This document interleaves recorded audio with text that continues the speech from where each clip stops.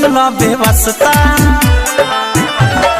ढोरीपुर में पान खइह जौबनपुर में नसता, मोहन कला ताजा राजा कट जाई रास्ता।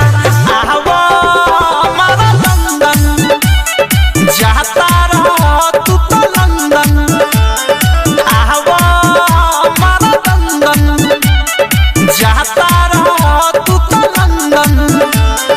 Mixed by Ramaji Raja. Mixed by Ramaji Raja. Music by Vikesh Bhojpuria.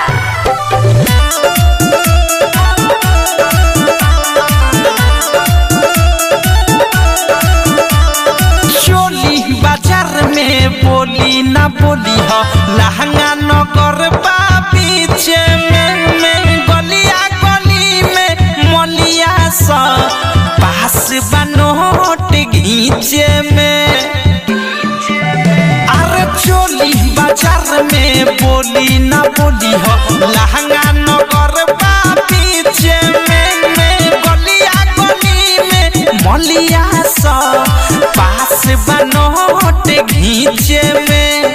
Jhulapur rasgulla खइह, Sayapur सब पापड़ी, माहलपुर में मिश्री मिली सोट के खइह बाबरी। लालीपुर में घूमे सब छौरी खाली लाबरी, जाए के बेरी खालो हो जवानी के मुर्गा बहरी। आवा हमारा लंदन जाता रह तू तो लंदन, आवा हमारा लंदन जाता रह तू तो London. DJ Ramaji Raja Patahi.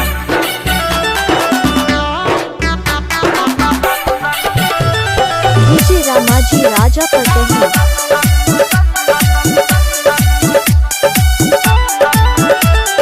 सारी नगर में या गाड़ी न जइह, कमर नगर न तो छूट जाई। जांग नगर में धांग के मारी ए राजा मुहरा उर फूट जाई।